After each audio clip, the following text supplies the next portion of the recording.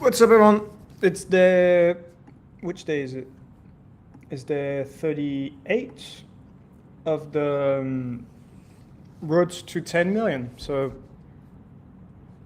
it's one that's going to accelerate quite a bit from next week onwards. So I'm very happy with it. Well, I'm just happy with the progress that we're making. It's quite some work. I think some folks said, "Hey, you should rest. It's after all, it's the weekend." I think, well, my view is the weekend is just the best, really best time to work, and I use weekends to do the heavy lift or to do the more creative stuff. For example, now I'm working on the Solana integration, just trying to think what's the best. Because during the week you can make decisions, but then because with Export we're like what 20 or so, you're I'm a bottleneck in some aspects, and so I have to, I get paying probably 50 times or sometimes 100 times a day. So you have to bounce around a few items. And weekends is really where I like weekends are the best. Like if I don't work on a weekend, I feel very frustrated. And as I said last time, like it's about, to me, it's more I'm doing this stuff so that when times are good again, and times will be good again, you have to be optimistic. I can come back there and just that's going to be a proof that we showed up, and I don't know how many views we have on this stuff, and like probably no one's even caring or commenting. But I think as we scale revenue, we'll get to like 200K of revenue, I think, in the next few days or weeks as we open. I think people will start noticing, I'm like, hey, maybe I should care about this guy. And I think whenever you do something, and I could really just say, hey, I've made it, like to some degree, like to some metrics, it's true. Like you can say, hey, this guy launched like the most performing gaming token in 2024. We reached like 400 million market cap. Why do you just hustle and grind every day? I think this is what got me here in the first place. And there will be a time to rest and recover, but today is not one of them, and I don't think 2026 is going to be one of them. And it's fine to care about my health, but I still get 8 hours of sleep. So the truth is, the only thing I do is work. Like I haven't met someone in real life or like talk to one person, one-to-one in like 6 weeks. But I do talk to a lot of people online, and I think a lot of people wouldn't be able to do this stuff. I'm okay with that. I can do it. Probably going to be able to last a year, and I think to me, and that's what I've said to the Explore team and community, is there are times to accelerate and there are times to where you can chill, and bull runs is where you can arguably chill, and bear markets is where you have to thrive. A couple of things that we did, actually not much. I have to say, product update is going to be slim.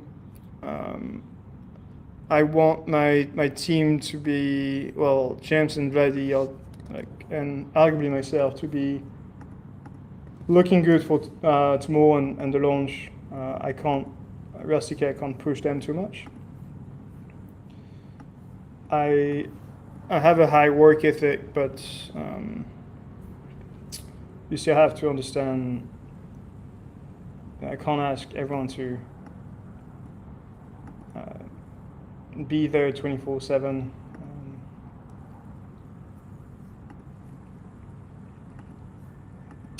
We did something like this. Wait, I think I have a comment section here.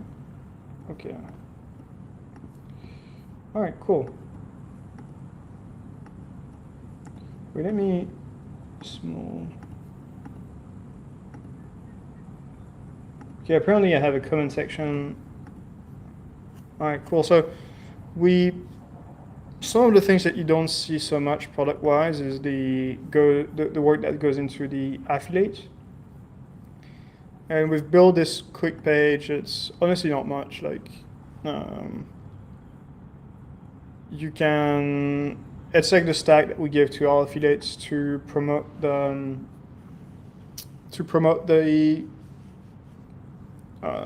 challenges in the firm. By the way, we're doing this live, so you can check transparency and you can check for yourself the number of affiliates that we signed, and yeah, not much else, to be honest. We've got some other things to. I mean, on the product wise, that's basically whatever I can show. We did some stuff on the Solana side, but details to show for it. And the other thing is, I did pass the first challenge in production. If you don't follow the 100K to a million challenge, we're currently at 69% up. We took a trade which was a tower short yesterday. Let me look at the video. We're currently very net short on the book. And Tile is annoying because it's really showed, we had a good week down to 260. But I was sleeping when he got there. And I think we were up quite a bit on this short. Just did not turn out to play the way it was meant to play. So I guess I jump on the market and probably do a plan for next week. One is I want to say whoever was long Friday, Saturday. Wait. Friday, Saturday was probably like is. I don't know what systems they use. I have to say I have no system myself. Everyone talks about risks, like units of risks, which I understand is key, like risk return. To me, I view trades as units of EV, just units of probabilities, and I don't have I don't do TA, like you just use TA as a way to manage your risks, but I don't use TA as a way to manage EV. EV to me is more the way I understand about macro and basically my experience in crypto so far. And for example, like never going long on Friday, Saturday, Sunday, and Monday open, which is basically half the week. Only things that I've taught myself in crypto, and I still see a lot of people go long on weekends. I just, because it's my system, I just know, I like, unless you're an uptrend, it's just never gonna work out for you. The plan for next week is, if you zoom out like 4 hours, let's try and pull some moving averages in here. What's the, or is it 200? Wait, oh wait.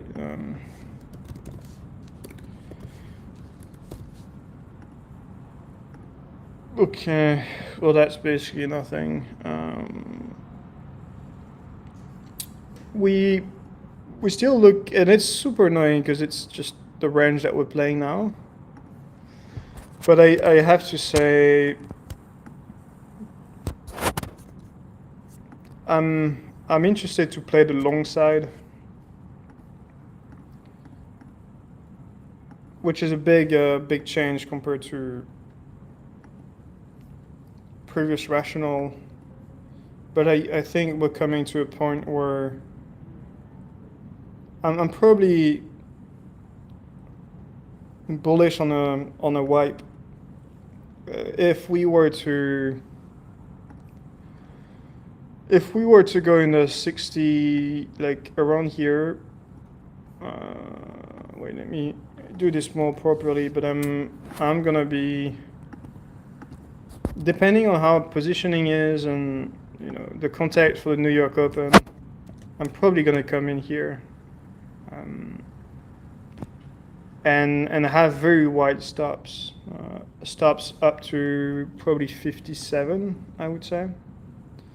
And I'm not sure how I'm gonna play it on the challenge, but I'm interested to buy here, or I would be interested to buy on the reclaim of 72. I think 72, and then you just shoot higher. But as it stands, like, for example, people that long here, I don't see. I see if you have very tight risk management, these are not things like I wanna do at the moment. For example, you could probably just do. I know a lot of people are doing this trade now, and then you're targeting the. Yeah, that would be a bad trade. But I know some folks are here, and then the things I don't like to see is a lot of people. I follow a lot of traders in crypto, but only for counter signals. I want to see basically what the retards are doing, and more often than not, it just works. I rarely follow people that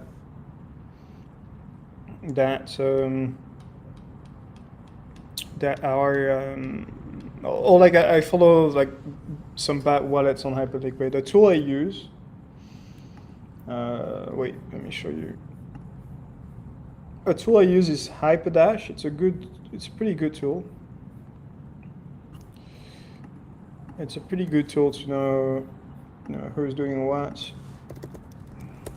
Also want to say after this, so after that I have a pretty big work session. But I want to say after that I'm going to record a weekly like an ecosystem recap. So we're going to look at our ecosystem and what we've achieved in the week.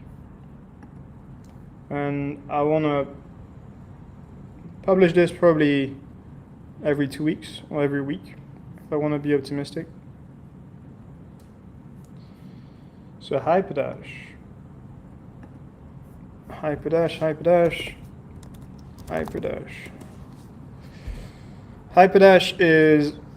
used to be I found to be a better product before, but it got acquired recently. And you have, you can explore profitable wallets.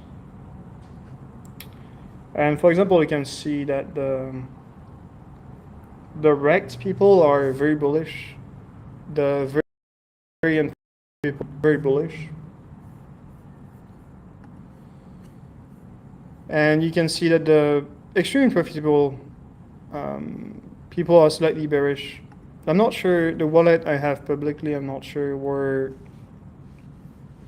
how they qualify it. So I'm in the very profitable cohort, and I think they tag me as. What do they tag me as? I'm not sure, but I think I should be in the very bearish. Yeah, I'm definitely in the very bearish crew. And I like to see this, like it's most often than not the Hyperliquid crowd is wrong. Like the very unprofitable, they're wrong, which I suppose makes sense. And that, to me, is it's just a good sign that you're on the on the right side. But I'm interested in, I want to see that OI get cleaned up. I don't, because you have this narrative of relative strength, I don't think this is longs. It's never easy to, or in fact impossible to know. But I don't think this is longs.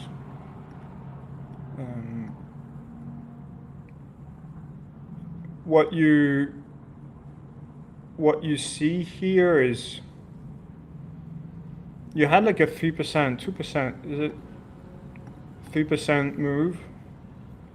I think on ETH you had a much wider move, which tell you that it's a 5% move on a very slim spot dump, which means to me that there is hidden leverage somewhere, or just people that are hiding in longs on the back of their relative strength. And so that means to me that bulk of this is longs. And I just wouldn't feel safe in a long right now, especially around New York Open. I just don't think it makes sense. But the plan for next week though is, my high time frame view is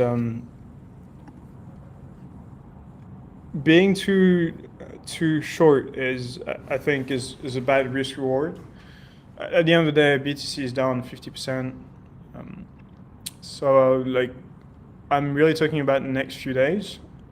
On my book, I'm aggressively short, but that does not mean that I'd be able to flip long really in just a minute or two. Well, really 15 minutes, the time to execute everything. And if you give me those entries, I'll be interested in a loan that's going to look like this. Well, I'd be around here, and then you target 80K, and then that's your invasion is going to be very, very wide. Because you have so much liquidity hunt, you have to adapt your views, and I think if you get to the baseline in open interest, I'm interested in longing. I think a high time frame is, Trump has really got no interest in keeping this going for a long time. I think plus you've got the S&P that's tanking, crypto showing some relative strength.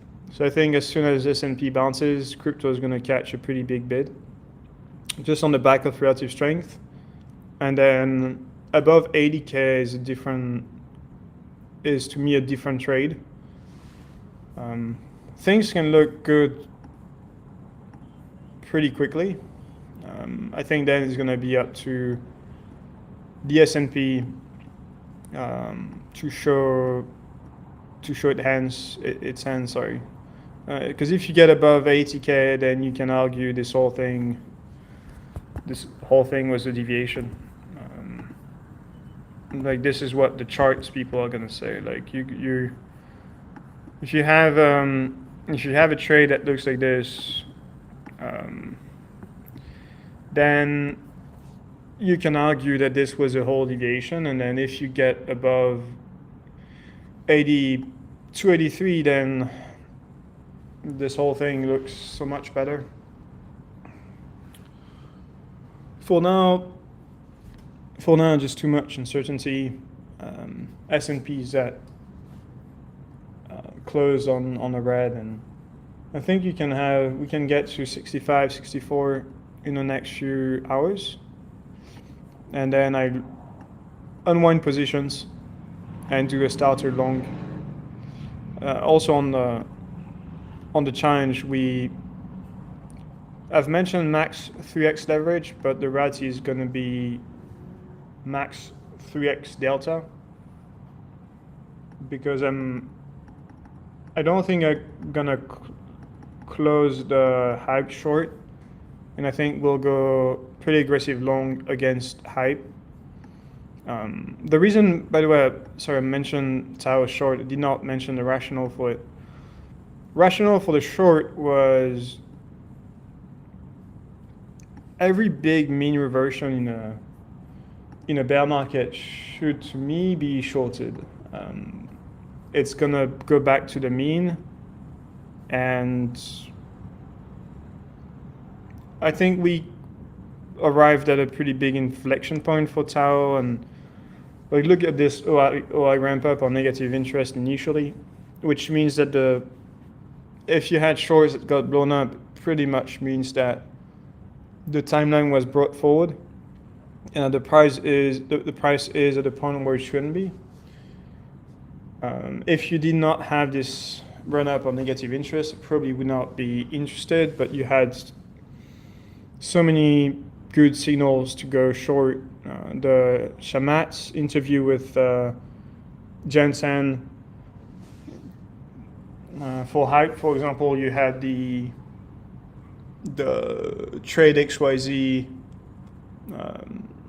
S&P license, or whatever you call it, which makes for pretty much the apex of the intention for the coin. And I don't hold like a high time frame view. I think these are good coins. But at the end of the day, it's about who is going to be the marginal buyer of this.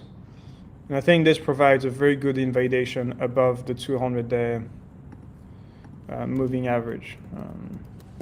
Obviously, if I flick long aggressively, I probably don't want to hold shorts too much.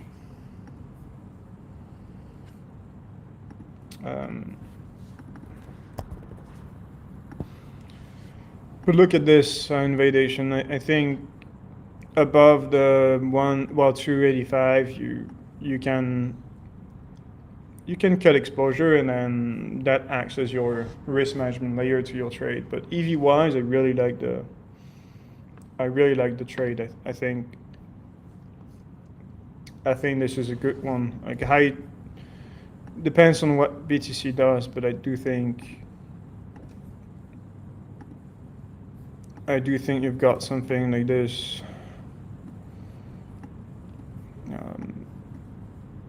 going on, depending on what BTC does. But because the timeline was brought forward, I don't think the spot participants have so much conviction, and hence why you wanna short this stuff.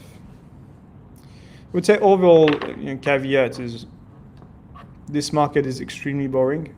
I don't think there is much to do besides a short, but it's still a tight environment because you don't want to, given the relative strength, you don't want to be bear hold, and you're also shorting assets that have fallen 70%, 80%, 90%. And there is a point that says never short dual markets, which I think is true, is you can get railed really.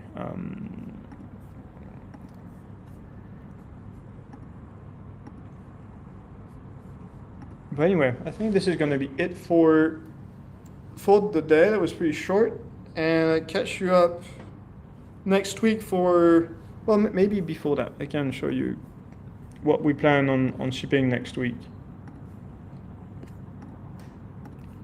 Next week, well, free trial is the big focus. Then we have the transparency dashboard MVP, obviously a lot of patches. We'll have end-to-end test, front-end test in production, and some referral analytics. But what you're going to see as a user is really just the free trial in production, waitlist as well in production, and then the transparency dashboard. That's what you're going to see. And then, as always, we add some stuff, but that's all you're going to see probably as a user. And the free trial is going to enable us to, well, we'll want to make sure that the infra is stable before we go live with the training competition. And training competition is set to start on the 30th of March. And the thing you don't see is the referrals and how we do the growth. How do we basically give ownership back to the users, like to the early users? What metrics do we look at? The big metrics is gonna be the fees, that's for sure. But how do we welcome people to become co-owners of the platform early on? That's the thing we're interested to dig into. And that's the work it's not tech related so much, but that we do today.